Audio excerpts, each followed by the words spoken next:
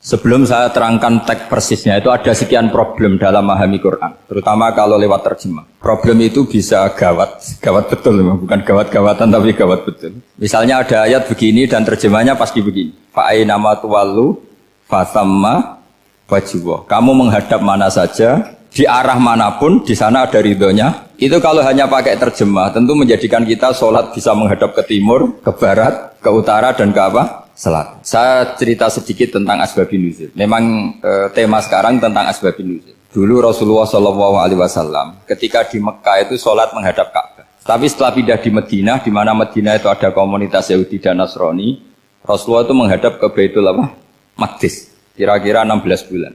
16 sampai 17 bulan. Semua riwayat itu kisarannya hanya 16 sampai berapa? 17 bulan. Sehingga orang Yahudi itu bilang begini, Muhammad ini baiklah, meskipun dia membawa agama baru tapi kiblatnya masih ikut kita, masih baik kan. Setelah 16 bulan Nabi diperintahkan Allah untuk menghadap ke Ka'bah. Fawal liwajhaka syatral masjidil haram. Maka orang Yahudi itu berontak. Berontaknya adalah kiblat mereka ditinggalkan. Cara berpikir orang Yahudi itu kiblat mereka ditinggal. Sehingga mereka bilang mawallahum an qiblatihim allati kanu 'alaiha. Apa yang menjadikan umat Islam berpaling dari kiblat Baitul Maqdis. Kemudian mereka provokatif betul. Ini perlu diperjelas. Provokatif. Bilang begini. Inna Muhammadan tahayyara fi din. Muhammad ini bingung dalam beragama sehingga habis ngomong A ngomong B, habis kiblat Ka'bah, kiblat Baitul Maqdis. Sehingga dalam banyak tarikh disebutkan peristiwa kiblat itu terbanyak melahirkan orang murtad. Orang yang keluar dari Islam gara-gara provokasi orang Yahudi. Muhammad tahayyara fi din. Muhammad itu bingung dalam menentukan pilihan apa? Beragama. Kemudian walhasil singkat cerita akhirnya Nabi itu madhep Ka'bah. Apa yang terjadi mukjizat itu adalah bahwa agama ini agama yang mewakili semua agama sebelumnya yang masih orisinil. Yaitu Nabi akhirnya berargumentasi Ka'bah adalah kiblat yang asli, yang lebih tua. Terus mereka tanya, buktinya apa? Dijawab oleh Quran, fihi ayatum bayyinatum maqamu apa? Ibrahim. Ka'bah bukti tertua adalah di situ ada makam Ibrahim. Makam itu jejak kaki. Ya kalau bahasa Indonesia makam itu kuburan. Kalau dalam bahasa Arab makam itu jejak apa? Jejak kaki. Sehingga diketahui oleh sejarah dibuktikan di situ ada jejak kaki siapa? Nabi Ibrahim. Sementara nisbatnya Baitul Maqdis itu adalah kepada Nabi Musa dan Nabi Harun. Yang ini adalah turunan dari Nabi siapa? Ibrahim. Hikmahnya apa? Begini, sebagai bukti bahwa Baitul Maqdis pernah menjadi poros Islam atau poros Tauhid, maka Nabi Muhammad pernah disuruh menghadap ke Baitul Maqdis. Buat inget-ingetan kalau ini pernah menjadi poros apa? Tahu? Tapi tetap tua-tuaan masih tua apa? Nah, kenapa tua Ka'bah tadi? Karena Ibrahim adalah Abul Anbiya, bapak dari para. Dan di situ ada jejak kakinya. Fihi ayatum bayyinatum maqam. Bukti itu belum cukup. Dibuktikan lagi bahwa Ismail kecil itu hidupnya di Ka'bah. Kita tahu sa'i bainas Safa wal Marwah adalah karena Siti Hajar sedang mencari apa? Jadi ada bukti sekian, bukti empirik bahwa Ibrahim itu kiblatnya itu Ka'bah, bukan Baitul. Sehingga ada kata-kata fihi ayatum bayyinatum maqamu Ibrahim. Nah, tanpa ngerti asbabun nuzul, kamu akan mengartikan fa'ina ma tuwallu fasamma wajhah itu salah. Karena di situ kamu menghadap mana saja, maka di situ ada ridhonya Allah. Maka para ulama memberi catatan, maksudnya begini, kamu menghadap kemana saja, asal itu yang diperintahkan Allah, maka di situ ada ridhonya Allah. Harus seperti itu maknanya, disesuaikan dengan konteks asbabun nuzul. Tanpa seperti itu tidak bisa. Dan masih banyak lagi kepentingan tentang asbabun nuzul. Jadi problem sekarang adalah banyak mufassir yang hanya mengartikan dari terjemah. Itu bahaya sekali. Jika ada orang yang menikah secara mut'ah, itu kan mirip kayak transaksi zina. Mereka berdalil famastamta'tum bihi minhunna fa'atuhunna ujurahun. Perempuan yang sudah kamu nikmati, yang penting kamu bayar. Terjemahnya seperti itu. Karena ujur itu jamaknya ujroh. Itu fatal sekali. Padahal ayat itu begini, settingannya begini, setting siakul kalamnya atau asbabun nuzulnya begini. Ini sekaligus, memang saya sengaja ngaji dengan tema yang berat, bentuk penghormatan pada yang ngaji. Kalau temanya ringan kan kayak TPG. Begini asbabun nuzulnya begini. Wal muhsanatu minan nisa yang awal juz 5 itu, ya kita santai aja, yang awal juz 5 itu sebetulnya maktuf, diatafkan pada ayat hurrimat alaikum ummahatukum wa banatukum wa akhwatukum wa ammatukum wa kholatukum wa banatul akhi wa banatul ukhti. Jadi perempuan yang haram dinikah itu ada 7. Yang faktor nasab, yaitu siapa? Ibu, putri, saudara putri, bulik dari bapak, amah itu bulik dari bapak, kholah itu bulik dari ibu, keponakan dari saudara lelaki, keponakan dari saudara perempuan. Ini disebut haram karena nasab gen. Kalau orang Jawa bilang hanya 4 karena ngitungnya bulik baik dari bapak maupun ibu. Kalau orang Jawa bilang kan bulik terus keponakan dihitung 1. Padahal ada keponakan dari saudara lelaki, ada keponakan dari saudara apa? Perempuan. Wa banatul akhi wa banatul ukhti. Terus kedua haram karena rodok. Kita tahu dalam hukum Islam rodok adalah sama dengan nasab. Jadi ibu yang pernah menyusui kamu berarti jadi ibu kamu. Dan saudara sepenyusuan berarti menjadi saudara kamu. Ini disebut wa ummahatukumul lati arda'nakum wa akhwatukum minar radha'. Terus ketiga haram karena musoharoh, karena besanan. Jadi pagi ini misalnya saya nikah dengan Sri, bilang qabiltu nikaha wa taswijaha bil mar'il madkur. Setelah nikah dengan Sri ini otomatis ibunya dia menjadi mertua. Otomatis haram saya apa? Nikah. Ini namanya haram karena musoharoh. Atau kamu punya anak Zaid. Zaid pagi ini akad dengan Sri. Berarti Sri adalah menantu Anda. Otomatis haram bagi Anda. Itu namanya haram karena musoharoh, karena bisanan. Itu yang disebut waroba haram-haram itu kan saat terus itu wa ummahatu nisaikum. Ibu dari istri-istri kamu. Memang ini agak jelimet, tapi memang syaratnya mufassir harus biasa jelimet. Jangan hanya nyari partai, ayat-ayat untuk kepentingan partai. Wah itu ngeri. Kacau, Quran dipakai kampanye. Terus, itu berarti sudah 3 kan? Haram karena nasab, karena rodok, haram karena musoh. Terus yang keempat ini, haram yang bukan karena sebab pada seorang perempuan, tapi karena istri orang. Disebut wal muhsanatu minan nisa. Haram menikahi perempuan yang masih milik orang lain. Nah, orang lain yang menikahi ini, istilahnya Allah adalah lelaki yang menikahi perempuan ini adalah lelaki sing muhsini ghairu musafihin, secara nikah yang sah. Nah, nikah yang sah itu begini dalam hukum fikih Islam. Saya nikah dengan Sri, kalau hanya akad itu saya wajib bayar mahar hanya separuh. Jadi kalau saya janji bayar 1 miliar, berarti wajib bayar berapa? 500 juta. Kalau janjinya 100 juta, hanya bayar 50 juta. Itu yang wajib bil akdi. Nanti wajib sepenuhnya nunggu bil jima. Kalau sudah hubungan intim, baru wajib 100%. Jadi kalau ada di Jawa, nikah dengan seperangkat alat sholat, itu yang atasannya tok, itu wajib karena akad. Nanti bawahnya nunggu setelah hubungan apa? Intim. Nah, ini hukum Quran, bukan hukum saya. Makanya kan wa in talaqtumuhunna min qabli an tamassuhunna, saat terus fanis suma faradtum. Hanya wajib bayar setengah. Nah, perempuan yang sudah diajak hubungan intim itu kata Allah fa'atuhunna ujurahun, maka wajib kamu bayar penuh. Jadi ayat itu tentang perempuan yang sudah dinikah, kita harus bayar berapa? Harus bayar penuh. Ini penting saya utarakan. Nah, problem kita sebagai orang Indonesia, ini juga problem Pak On, problem semua kiai. Mahar di Indonesia itu nggak bisa dibahas di Quran. Karena keterlaluan, kecilnya itu keterlaluan. Saya ini kan kiai, sering ngakatkan tuh sampai bosen, seperangkat alat sholat. Itu ngawur sekali, ini mbak-mbak harus nggak mau gitu. Saya provokasi minimal itu ya berapa? 100 juta berapa? Pantasnya berapa? Pantasnya berapa? 10 gram itu berapa nilainya? Kan 1 gram 500.000, baru 5. Ya sudah mendingan itu 10 gram. Quran itu bayangannya gini, sambil latihan, yang hafal-hafal biar latihan. Jangan dapat beasiswa karena hafal tapi nggak jelas juntrungannya. Quran tuh bayangannya gini, ini nggak mungkin Quran ini bisa dibaca di Jawa. Wa in aradtum mustibdala zawji makana zawji wa ataitum ihdahunna qintaran fala ta'khudhu minhu syai'a. Jika kamu nikah sama seorang perempuan, kemudian kamu cerai, maka mahar yang sudah kamu berikan jangan ambil lagi. Karena mahar di Arab itu mahal 100 juta, kadang mobil Alphard, kadang GMC. Sehingga setelah menceraikan tuh kebayang menarik.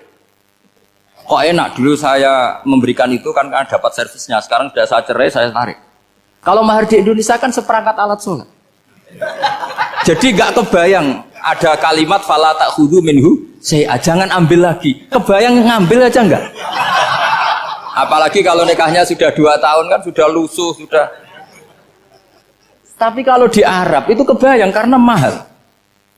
Makanya orang Arab suka nikah orang Indonesia karena murah. Jadi bahasa kintoron tuh harta yang enggak ternilai. Wa ataitum ihdahunna kintoron. Kok yang enggak ternilai? Mahal betul. Itu pernah saya hitung, ada yang mahar itu 400 juta, ya sekira segitu. Nah makanya setelah dicerai, Allah memperingatkan setelah kamu kasihkan, ya jangan minta lagi. Kenapa kepikiran minta? Karena jumlahnya besar. Kalau di Indonesia kepikiran nggak minta, nggak kepikiran, saking kecilnya. Seperangkat alat sholat, kadang 1 juta. 1 juta itu setelah hubungan intim, sebelumnya yang wajib hanya 500. Itu kan nggak kebayang. Makanya susah ngartikan Quran di Indonesia, kadang susah karena kadang terlalu. Itu pernah Sayyidina Umar radhiyallahu anhu pernah bilang begini, wahai para perempuan, mahar itu jangan mahal-mahal, kasihan para lelaki. Itu ada perempuan alimah ya, orangnya alim betul, meskipun nggak pernah sekolah di UI, tapi alim gitu. Itu usul langsung gini, ya Amirul Mukminin, laisa dzalika laka ya Amirul Mukminin, waqad qala ta'ala wa atitum ihdahunna kintaron. Kamu hanya seorang Amirul Mukminin, tidak berhak bikin aturan pembatasan mahar. Allah saja tidak batasi. Kenapa kamu batasi? Sehingga dulu yang namanya nikahnya Sulaiman Agung atau Jamaluddin siapa Ratu Agung, kalau hadiah ya sampai tas mahal itu. Ini kan dari bahasa Arab mumtaz mahal. Mumtaz itu istimewa, mahal itu dia punya istri yang sangat dicintai, dikasih hadiah mumtaz mahal. Terus ilat Jawa jadi apa? Tas mahal. Itu sama Mujid Ulil Albab kalah. Itu kalau cerai kan kepikiran minta lagi. Dikasihkan yang baru. Tapi kalau di Indonesia tidak mungkin karena apa tadi? Seperangkat alat sholat. Begitu nyari yang murah lagi. Yang bagus kitanya, bungkusnya yang bagus.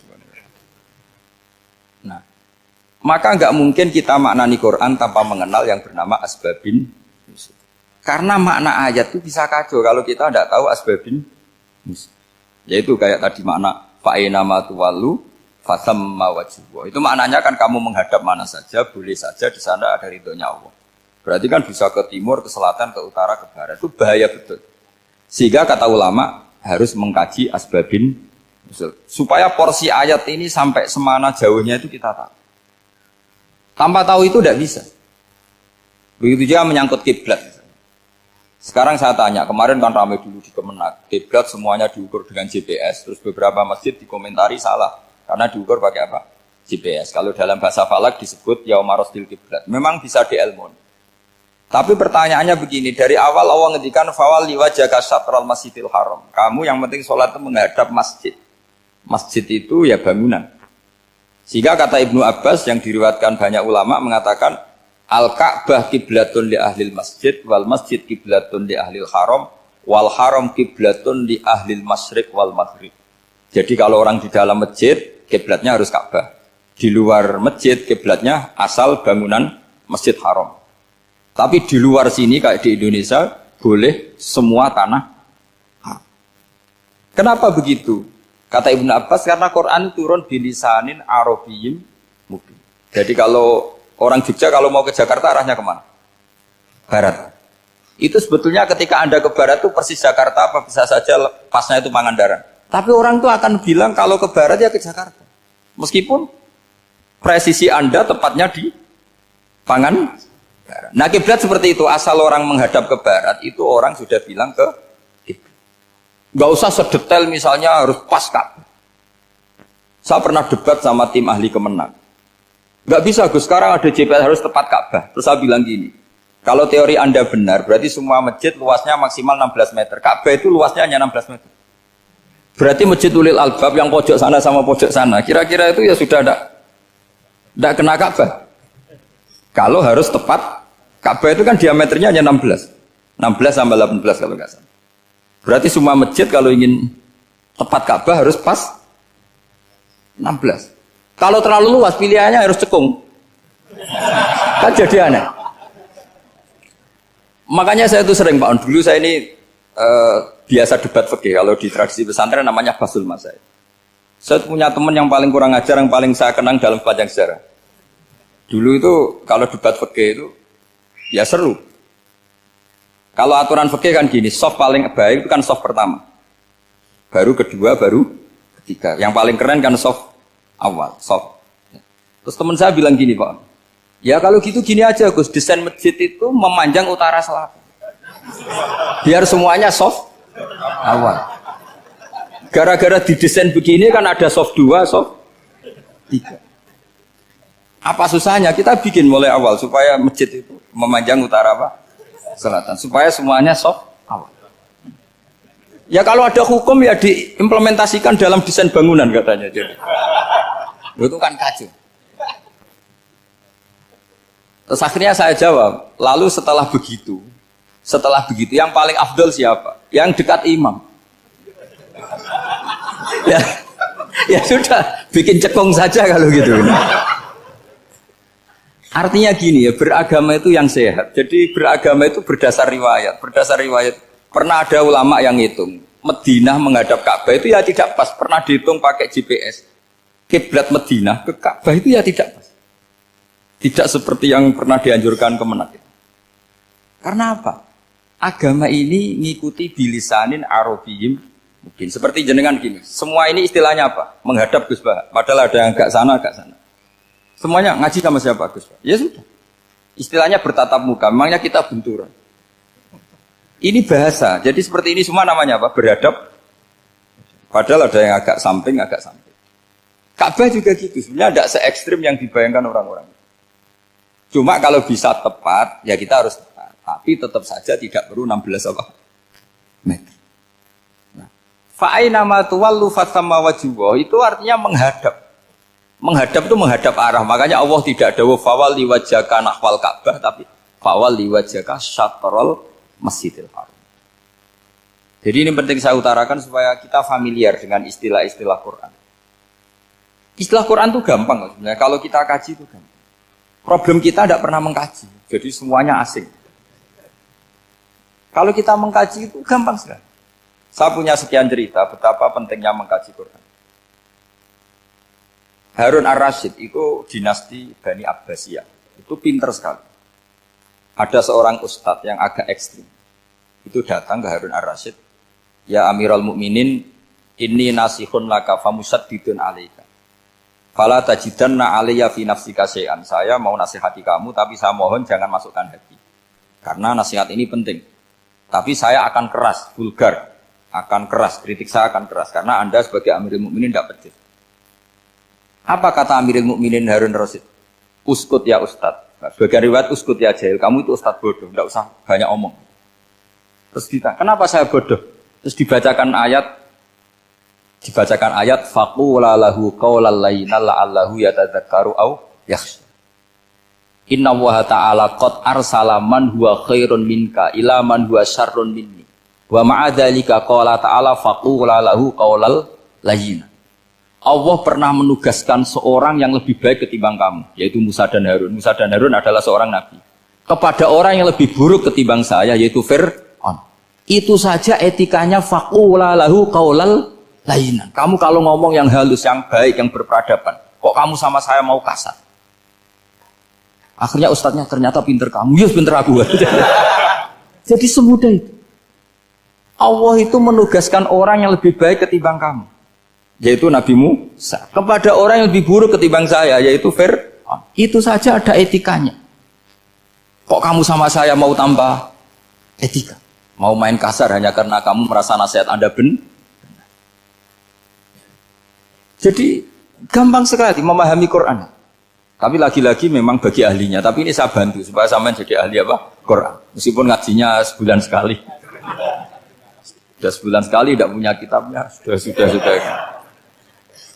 Jadi ulama dulu kalau belajar Quran itu gampang sekali. Saya berkali-kali cerita.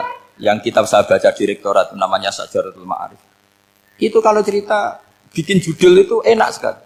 Babuna fil ibad bikulil bilad. Bab seseorang di mana saja hidupnya harus bermanfaat. Terus dalilnya itu hanya mengutip makalahnya Nabi Isa, wa ja'alani mubarakan ainama kuntu. Ciri utama seorang nabi apa? Saya di mana-mana adanya berkahi orang lain. Jadi berkah bagi orang lain. Maksudnya tidak jadi problem bagi orang lain.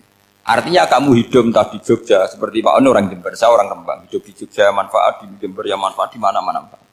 Saya pernah di Korea seminggu ya manfaat. Saudara kita TKI yang di Korea ya manfaat, di sana bikin masjid, bikin apa. Karena ngendikane Allah menceritakan Nabi Isa siapa? Wa ja'alani mubarakan ainama kuntu. Saya adalah orang yang di mana-mana berkah. Artinya manusia eksistensinya harus seperti itu, hidup di mana saja berkah. Gampang sekali memahami Quran. Pernah Imam Syafi'i ditanya, kalau kamu nggak kehilangan air atau nggak ada air di satu daerah, cari-cari dulu. Sampai nggak ketemu. Setelah nggak ketemu air, baru kamu boleh tayam.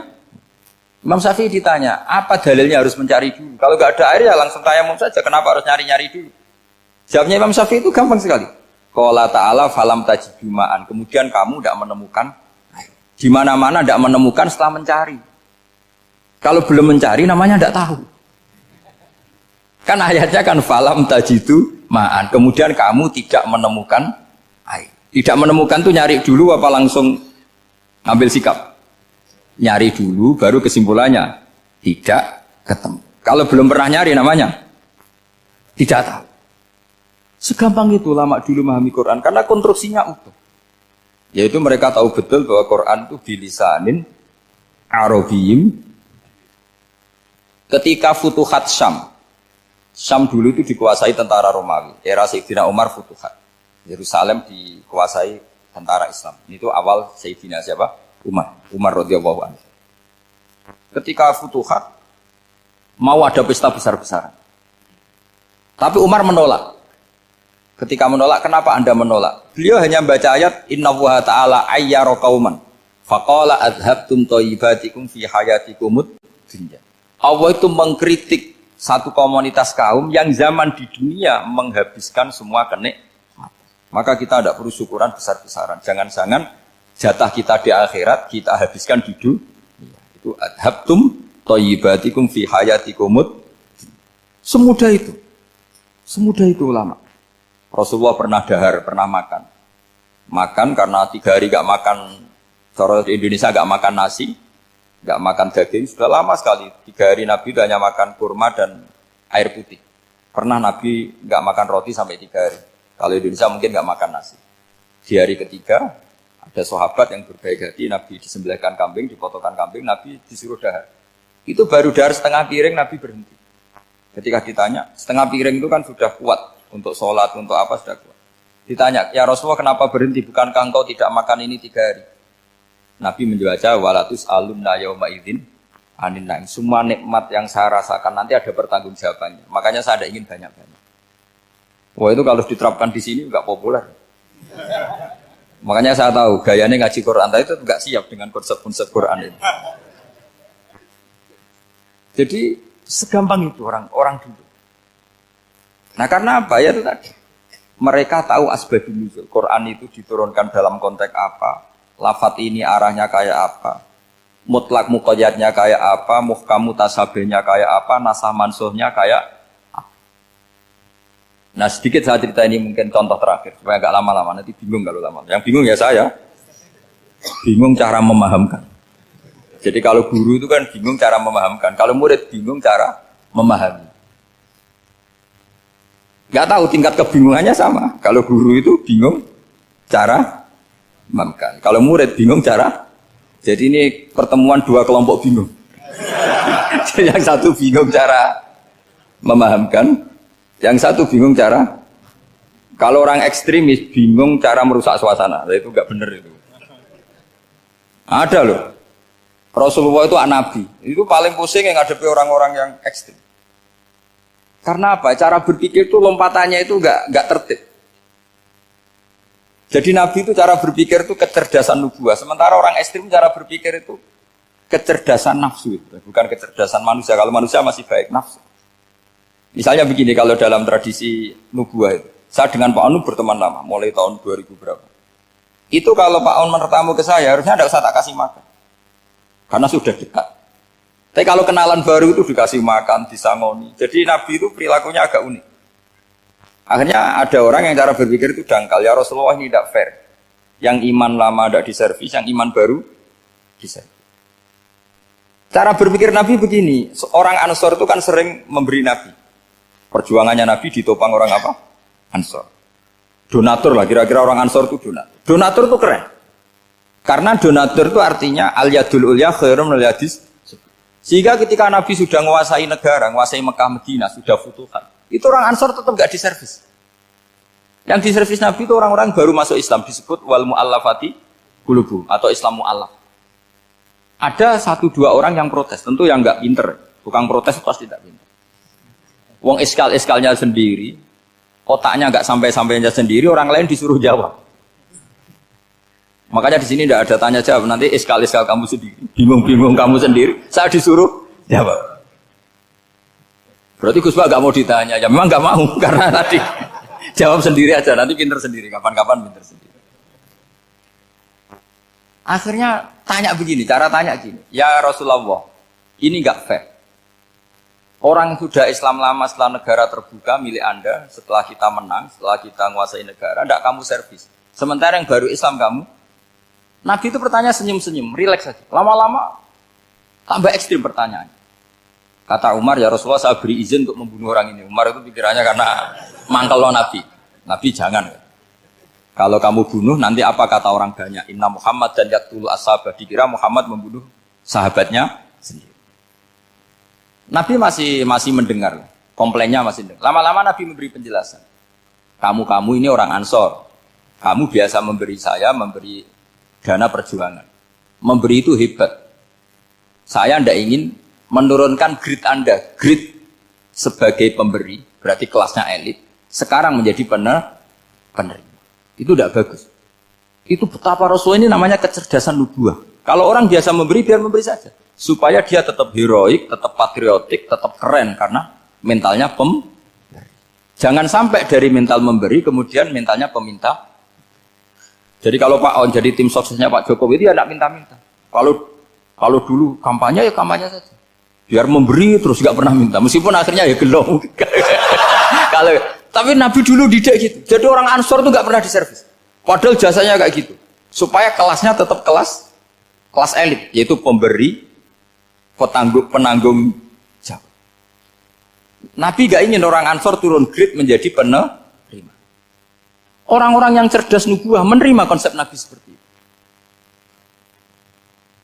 Lo tanya sama Pak On, saya dadani terjemahan UI itu puluhan tahun sama Pak Jun. Itu beliau ke kontrakan saya ke rumah beliau. Tidak pernah berharap apa. Saya sangat tertutup. Bukan apa-apa ya, kalau ingin memberi saja. Kontribusi saya pada Al-Quran. Saya tidak kepikiran mendapat. Supaya heroik. Tapi orang-orang yang cerdas amatir tadi, ini nggak fair. Wong yang memberi lama kok dapat servis sedikit. Nah, sekarang itu problem zaman akhir sudah mulai seperti itu.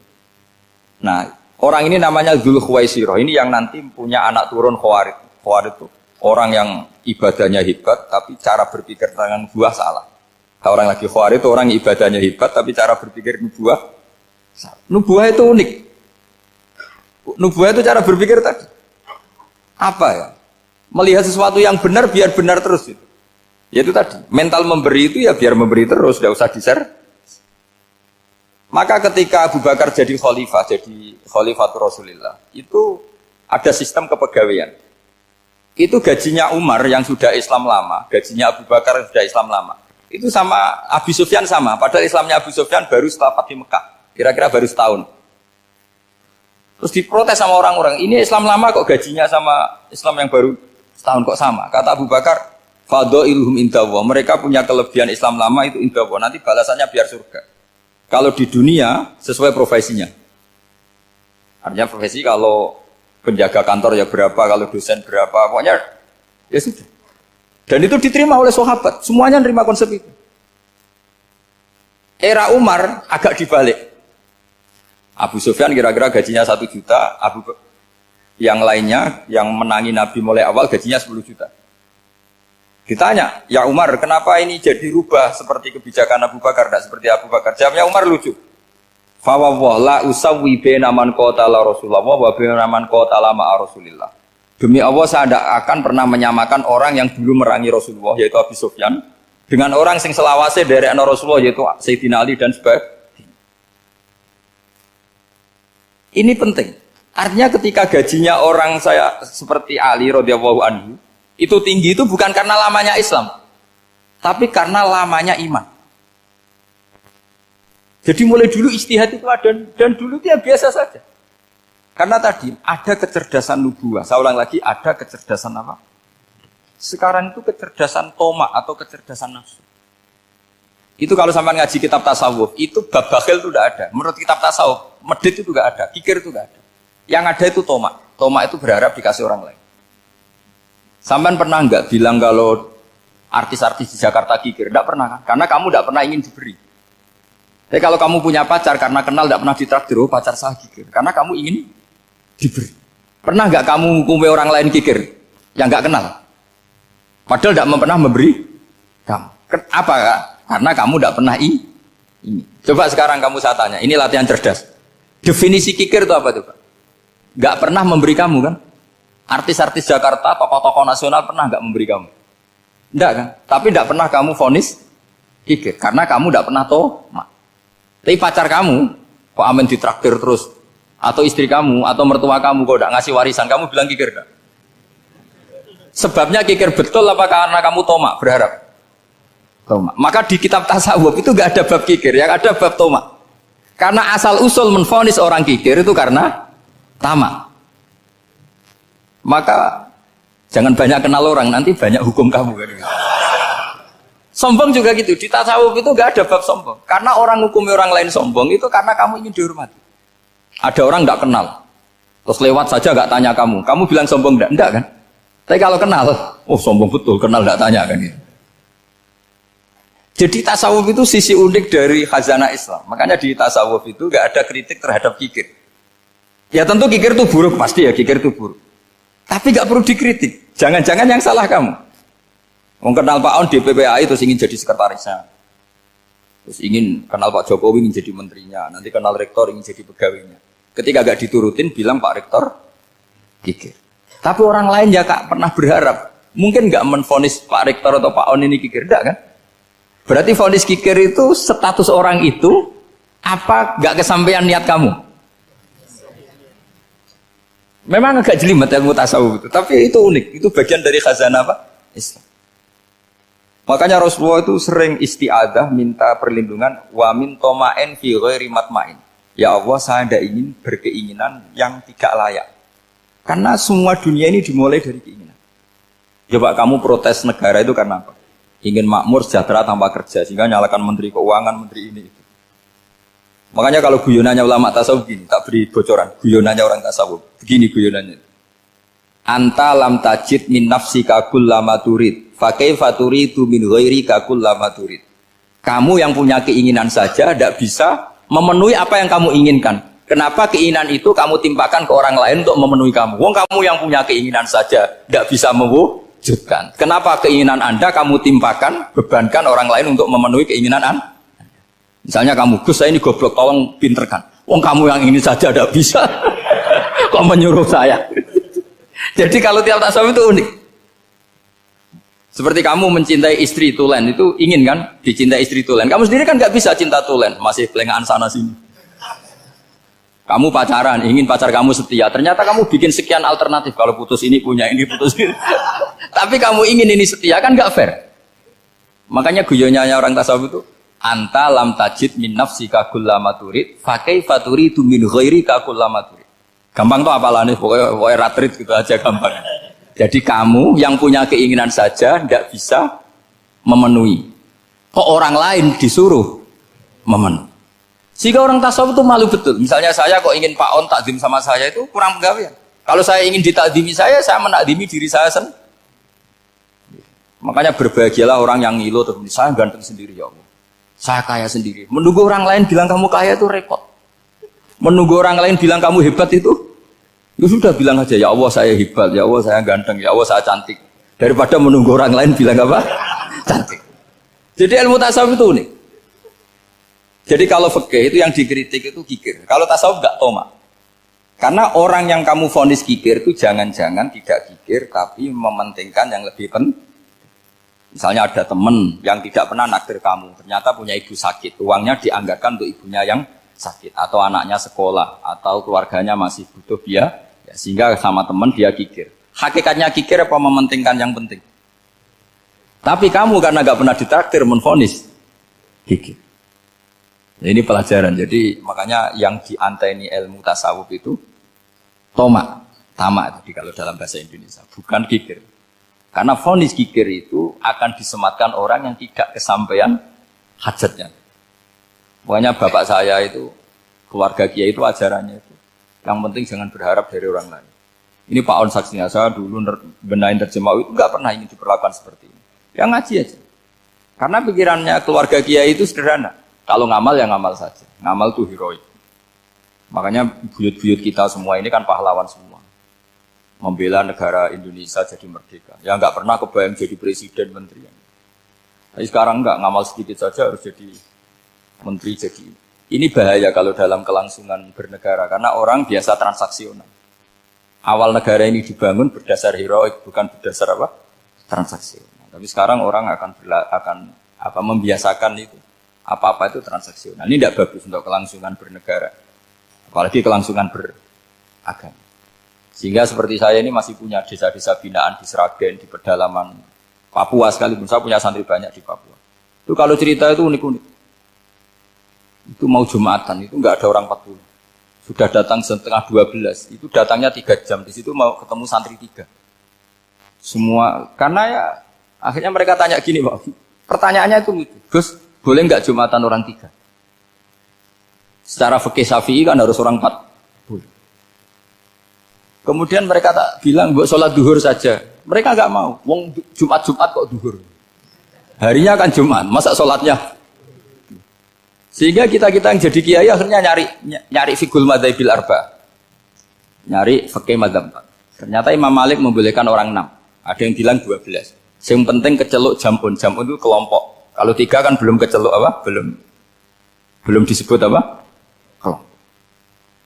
Ini penting saya utarakan supaya kita berjuang itu bukan karena CV seperti ini kayak di Ulil Albab, masjidnya keren, kampus swasta tertua, terus termasuk nomor 1-2 di Indonesia. Oke, kita syukur dengan kebesaran UI. Tapi yang namanya dakwah itu menjadikan orang tidak tahu menjadi tahu, termasuk kepada desa-desa tertinggi. Sama.